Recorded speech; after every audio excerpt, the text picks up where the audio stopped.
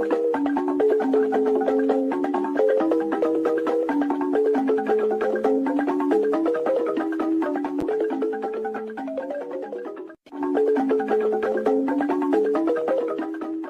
have no mercy for those that come to disrupt the restoration of this struggle. We don't negotiate with anyone. We will never do that. Because when you do things like that, you encourage the same thing to be inside the government, and they will continue to do what they are doing. There's an added access.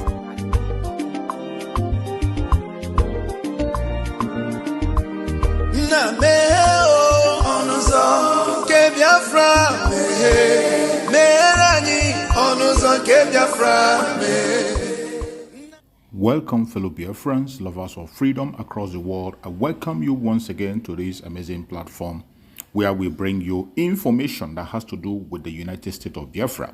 Information coming from the right source. In this platform, we promote and support the restoration fully and recognition of the United States of Biafra under our Prime Minister, Mazi Simon Ekpa, and of the Supreme Commander of Mazi Nnamdi Kanu. Today, under the leadership of Dr. Ngozi Orabueze, the Deputy Prime Minister. Wherever you are and you're watching this program, I welcome you. Please like and share to all platforms. In this program, we will be continue to show you information that are coming from all angles, more especially things that has to do with the Biafran territory, regardless where it is, whether in the east, in the west, in the north, in the south. We bring it before you so that you can digest it and have a rethink and know where you stand. The only thing that can guarantee our freedom in that contraption called Nigeria is Biafra. It is either Biafra or nothing. And wherever you are, continue to support the United States of Biafra. That is the only way to go. That is the only way you can have good economy and have security. Regardless what you see today, do not get distracted. Do not get bemoved. Continue to stand your ground, to demand for self-determination because it is your right. Do not allow anyone to take away the right to self-determination, the right to self-defense, and the right to life from you. Kindly watch this video for more wisdom. Let's watch. Glad to have you still with the People's Voice on VOP TV, and this beautiful afternoon we're starting off with the ongoing trial of Nnamdi Kanu, the leader of the indigenous people of Biafra, IPOB. The trial has been ongoing for several years, with recent developments highlighting the complexities and controversies surrounding this case. The prosecution has presented various evidences against Kanu, including recordings and witness testimonies. A prosecution witness, codenamed BBB, testified against Nnamdi Kanu, highlighting his alleged involvement in terrorist activities. The witness referenced a petition by the former Attorney General Abubakar Malamo accusing Kanu of inciting violence against the Nigerian security agencies. The court also admitted videos and audio recordings of Kanu's broadcast where he allegedly called for attacks on security personnel and government facilities, encouraged the killing of police officers and soldiers, advocated for the destruction of public properties, and declared a sit-at-home in the southeast region of Nigeria. With evidence of Kanu being an accomplice in cases of allegedly calling for attacks not just on security personnel or government facilities, but also on prominent individuals, including the President Bola Ahmed Tinubu and the Minister of FCT, Nyesom Wike. It was said that Kanu had allegedly placed a 100 million naira bounty on Wike's head, encouraging his followers to take action. So recently, the trial was adjourned to May 8, 2025 for continuation of hearing, and some prominent Nigerians, including senior advocate of Nigeria, Chukwuma Machuku Ume, have called for a political solution to Kanu's case, citing the need for national healing and unity. On their part, Kanu's legal team has also accused the federal government and judiciary of deliberately delaying his trial, citing the lack of progress since the judge recused herself from the case in the year 2024, September to be precise. And the case of Nnamdi Kanu bears some similarities to that of Odumegu Ojukwu, who led the Biafra Civil War in the late 1960s. Both leaders have been at the forefront of struggles for secession or regional autonomy, highlighting the complexity of Nigeria's federal structure and the ongoing quest for self-determination and resource control in various regions. So this afternoon on People's Voice, as we continue to follow up with this story, I have with me in the studio Mr. Peter Anosike, VOP's in-house senior analyst, who will share his insights on the implications of Kanu's trials and the IPOB movements on the Igbo community and Nigeria at large. Good afternoon, Mr. Anosike, and welcome to the show. Thank you for having me. All right, so let's get straight to the conversations. Mr. Anosike, considering the alleged crimes linked to the IPOB's activities, do you think that Nnamdi Kanu's agitation has brought more harm than benefits to the Igbo region, and particularly in the light of the sit-at-home orders and the economic instability? Well, for me, nothing good comes easy. There must be battle before victory. Okay. And I know that when Nnamdi Kanu started on this journey, he didn't expect it to be an overnight success. Nelson Mandela was in prison for 27 years. So nothing good comes easy. There must be pain before healing. So for you, do you think that the agitation has done more harm than good, or whatever the experience is right now in the Southeast is part of the pain that has to come before the gain? There must be pain before gain.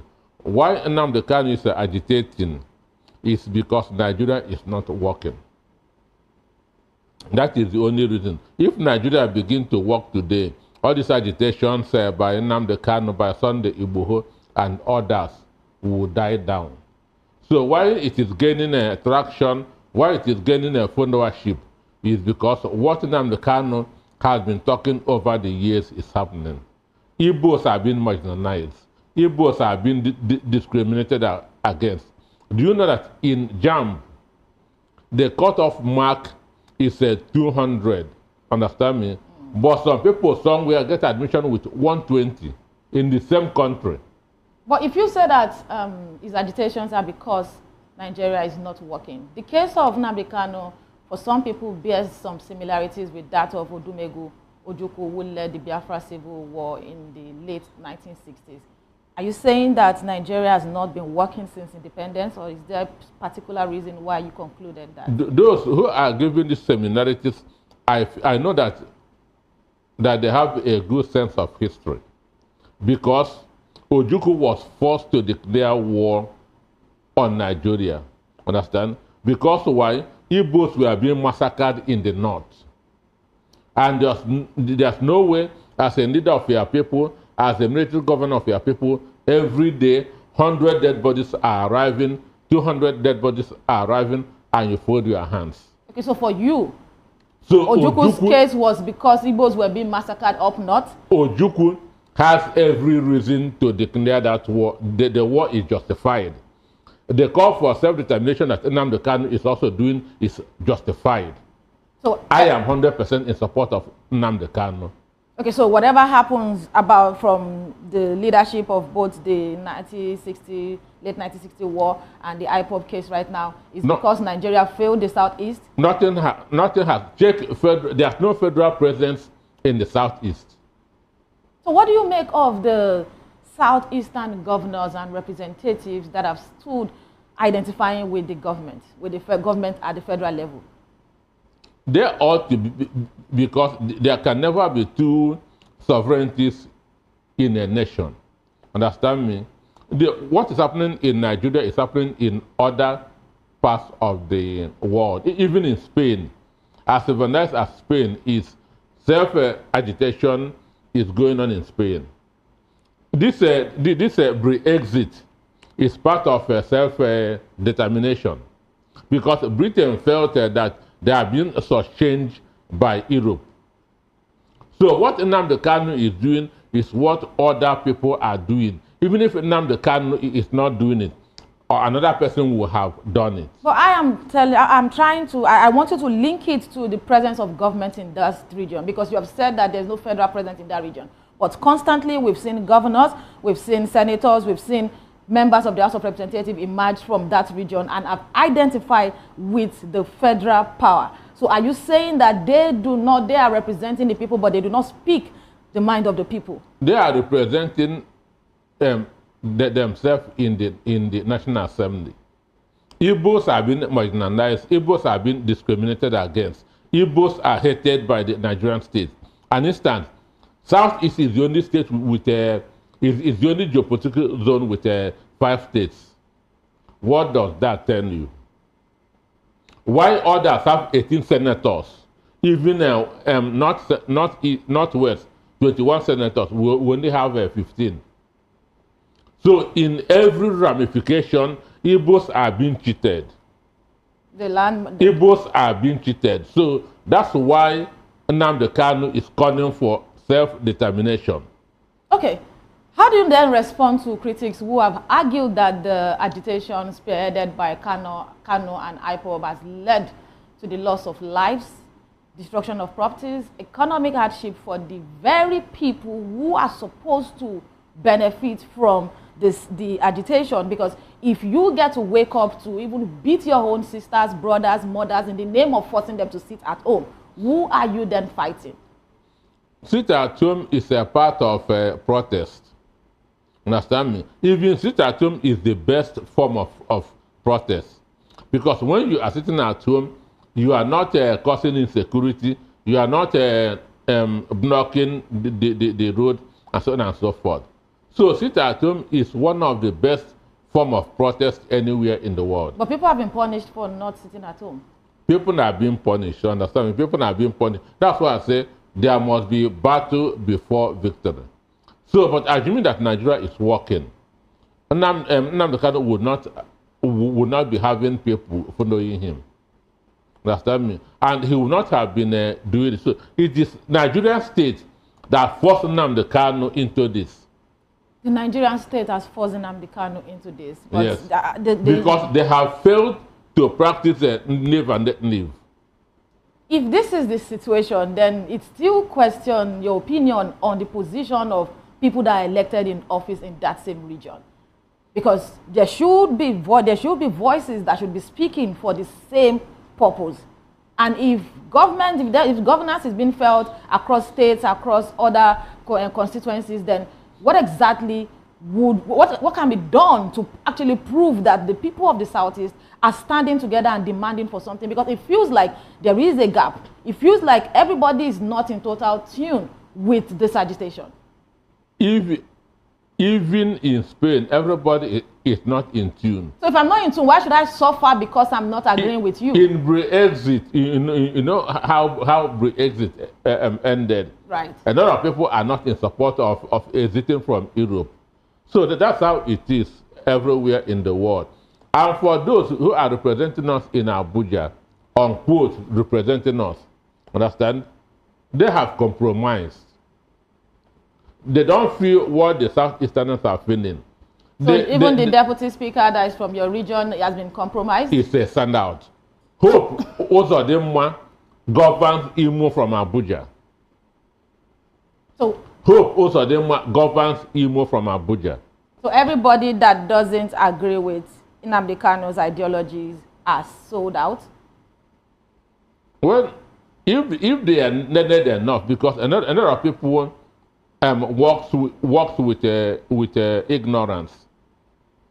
So many of them who understand the reason why Nnamdi Kanu is agitating should side with him. Okay, let's talk about the tendering of Ahmed Golak's death certificate, which has raised questions about IPOB's activities. How do you think the Igbo community can distance themselves from such actions? So, for me, it is a joke. What part Very of it is big a joke? That's what is called in law going fishing. So the DSS are going fishing for evidence to incriminate Nnamdi Kanu. But did that incident happen? Did the incident happen? It happened. So how are they now fishing for evidences? Gundak was murdered. Okay. Understand me? He was murdered.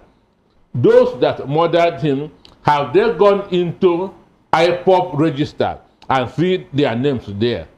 But it was said that there was a declaration of a sit at home.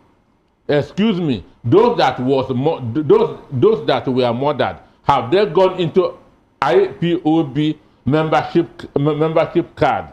Is there any ordinary citizens that will have so much guts to come out when such orders were out there to attack someone as prominent as the former aide to the president of the federation? Do you know how Gunda came to Owerri? Tell us about it. He disguised himself. The Gundak that we know is a flamboyant person. But on the day he was murdered, he used cap to cover his head because he did not want people to recognize him. Well, was it a crime to cover himself? Was it a crime for him to use a cap? Can he not just choose to appear whichever way he chooses? Is there a strict rule as to how anybody should appear because of who they are? Did you follow what brought Gundak to Owerri? You were telling us about it, and you just talked about how flamboyant he was and the fact that he had to use a cap to cover his face and he had to disguise. Is there any justification for the killing of any citizen, regardless of who they are or whatever position they were in? People are being killed everywhere in the world, everywhere in the country. There are criminal elements everywhere in the world. There are kidnappers, there are armed robbers. Understand me? It could have been anybody. Understand? Chike Akuyindi, the husband of the Dora Akuyindi, was killed. Understand me? It could have also been anybody. Let's talk. Let's dwell on this Ahmed Gulak's story. Gulak sneaked into Owerri and wanted to sneak back. So I'm saying, was it a crime? And those that everybody that is killed in Southeast becomes that IPOB is killed him. Is that? There were tensions at the time.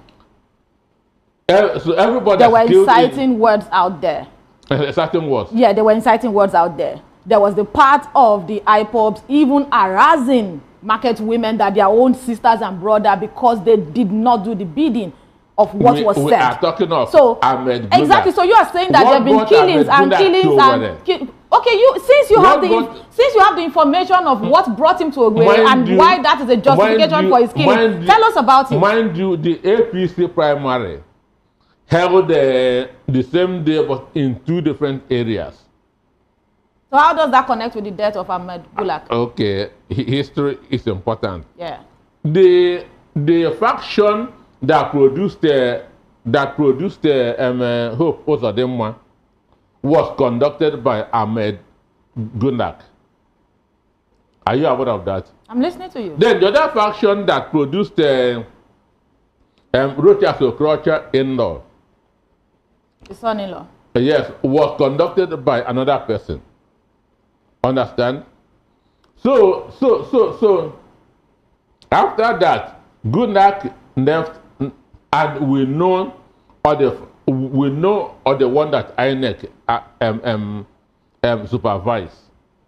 Not that of Hope Ozodinma. So coming to conduct or monitor that election. How is it for the primaries? Yeah, it was an election. It was a primary election. So how is that a justification for how he came into the state? How he decided to exit and the killing? After that, he went back to Abuja. He's from Adamawa State. So later, he sneaked into Owerri unannounced. Disguised himself using a cap to cover himself, wearing a tracksuit. Gulak of all people. You've not actually responded to how his dressing was a crime. When you constantly say of all people, I don't understand. He disguised himself. Okay. So it could have been anybody. Is there any justification for anybody to have been killed because there was an order? My concern, why should Nnamdi Kanu be linked with his mother? Understand me? There's no link at all. Understand me? Nnamdi Kanu was not in Owerri. Because they said that his broadcast has actually cited incited the people. I listened to Nnamdi Kanu speeches. How many people have I killed? Are you a member of the IPOB? I listen to... No, are you a registered member of the IPOB? Are you one of... At least we saw videos of those that went about the street chanting that, oh, we are going after this. Did you join that movement? I say... No, if you listen, anybody could have listened. There are leaks of his audios online that I was privileged to listen to, but I'm not one of them. So I'm saying... I have said it, that's here. Let those who felt that Nnamdi Kanu's speeches made them to carry gun and go and kill people, go to that court and say, yes, what Nnamdi Kanu said on air made me to carry gun and go and start killing people. They are the same people that have stood on the mandate saying that whenever he had to appear in court, they were going to honor him and they have to do some things in honor of what he stood for. But let me move to the next question. Let's talk about the narrative that the agitation is a continuation of the ideals of Odumegu Ojukwu's Biafra dream. Do you think this narrative holds water? It's struggle for survival. It's a struggle for survival. That's what Igbos have been doing since 1966 till date. So is it about the Igbos feeling like they are not part of this country, or the country is not fair enough to the region? The country have never been fair to us. But the same region is the region that boasts of being the highest billionaires in terms of successes when it comes to businesses. Self-made. Can anybody be made in a troubled? Can anybody be made under a troubled situation? Wolo Soyinka said that an Igbo man can squeeze out milk from rock. That is because he is a Nigerian, and I will commend you for being an amazing person regardless of what I think. Understand me? Wolo Soyinka said that an Igbo man can squeeze milk from rock, and that's what we are doing. That we are millionaires and billionaires is self-effort. It's self-effort. Government has nothing to that. So you don't register businesses, you don't get anything, you don't have anything to do with government, there are no taxes, there are no waivers, there are no enabling environment for businesses. You people just squeeze money out of the rock and make money from it. Nigeria state hate us. All right. Given the evidences presented in Kanu's trial so far, do you think it is fair to say that the agitation has been hijacked by individuals or groups with ulterior motives, or is there any situation where people are potentially harming the Igbo community in the process? I said there are criminal elements everywhere. There's no doubt that some criminals are hiding under IPOB to be committing atrocities. Understand me? There's no doubt that some criminals are hiding under IPOB and be committing atrocities. It happens everywhere in the world. But we know that original IPOB members are not violent. Understand me? So that's why I say those people, that the government that say it is IPOB members that killed Gunak. Let them go and bring the register of IPOB and check if their names are there. Okay. Let them go to the house and check if they have a membership card or identity card of IPOB. For me, there will be cross-examination. What do you say? It doesn't hold water. What do you say to some of the evidences of Kanu being an accomplice in cases of alleged called for attacks on not just security personnel and government facilities, but also on prominent individuals? The case of placing a 100 million bounty on Wike's head, is it true? Do you know what Wike did? Is it true? Do you know what Wike did? Is it true? I need a yes or no. Is it true? Do you know what Wike did? Mr. Anosike, did that happen? Did that happen? Do you know how many Igbo people that yes on Wike killed in River State? Justifiable that you said that. Yes or no, did that happen? Do you know how many Igbo people that Wike killed in River State? You should have gone to court to prove that. But did that happen? Was there a 100 million bounty on Wike's head? Was there a 100 million bounty on Wike's head at any point? I don't know about that. All right, interesting how this conversation. But only a vagabond. Because if you continue, only a foolish Igbo man will be happy with Nyesom Wike. Okay, but I'm not happy. For statement like, I'm not happy with him. For statement like Senior Advocate of Nigeria Chukwuma Machukwume that have called for political solution to Kanu's case, do you think that they are not smart or intelligent enough, citing the need for national healing and unity.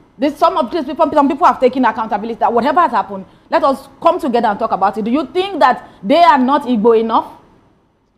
After the end of the Civil War, Gowon came up with 3R.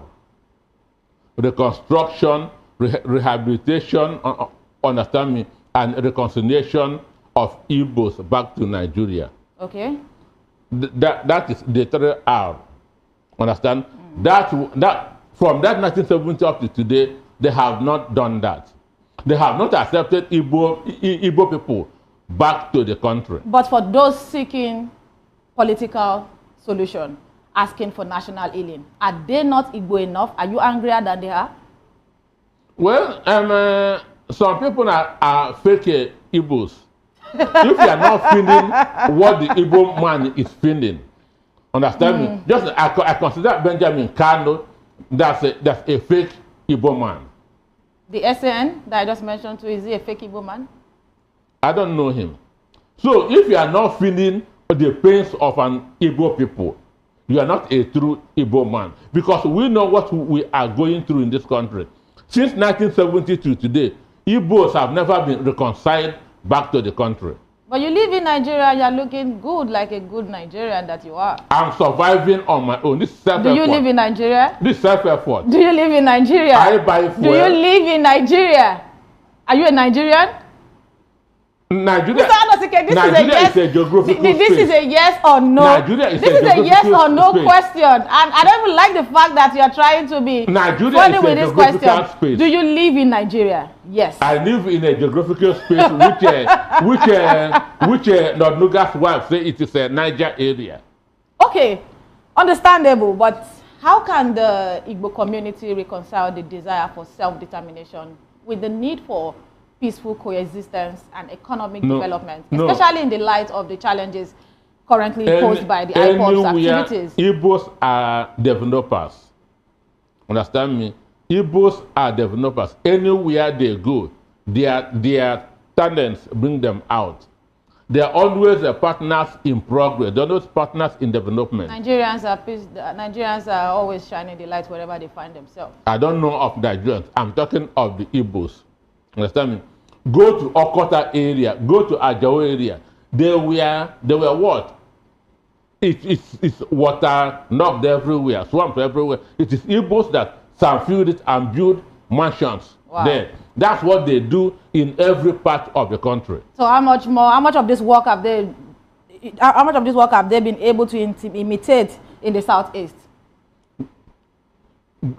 Go down to the south. No, you didn't send me to Okota. You only mentioned what was done in Okota. So I'm just asking, how much of these works have been replicated in the southeast? My village is more developed than the capital of some states in the country.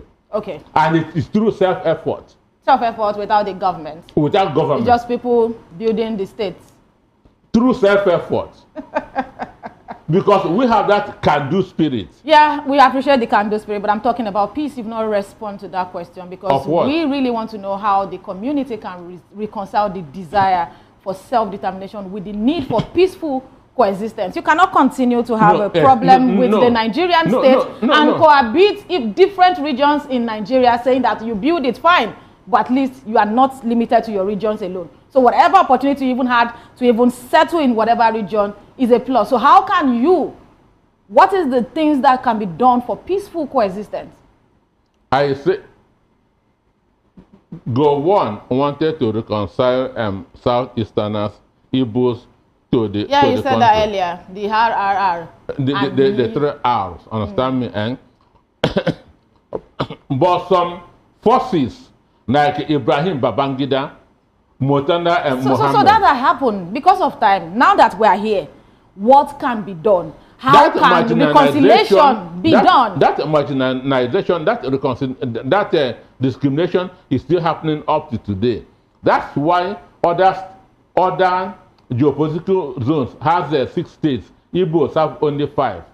So if they want a peaceful reconciliation, they should give us 1 state. You have members representing you in the National Assembly who could bring this forward. I mean, bills They have brought that everybody and they can follow up with it, because when bills get the yay or nay answer, there's always the consideration of bringing it up again in the future.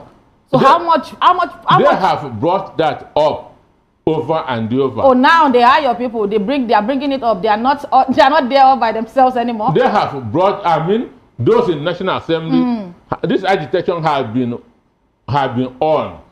Create one state in the southeast to make it six like the other ones.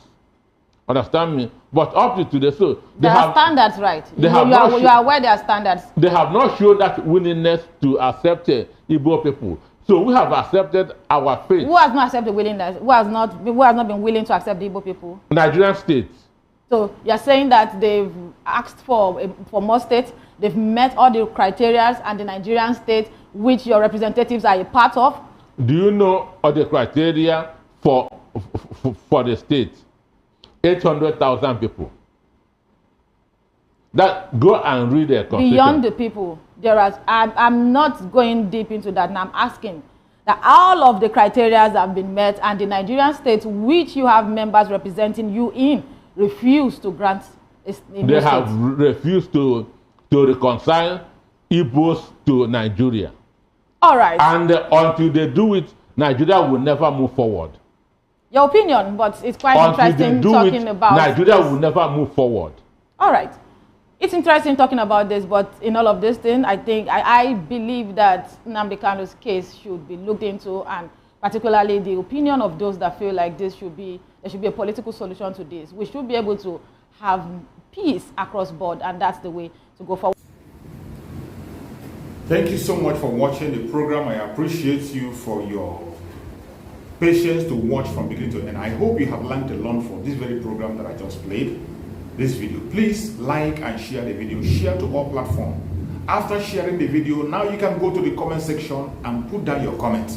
Whatever suggestions, contributions you have to make, what do you think about the video I just played? Go to the comment section and put your comment. I will go through the comment section, and I bet you I am learning a lot from there, and you can equally learn from there. Let us share our experience on that comment section. Thank you so much, and stay blessed. Don't forget to share, and we continue to bless you as you share. Biafra government, peace, progress, unity, and equity. We move.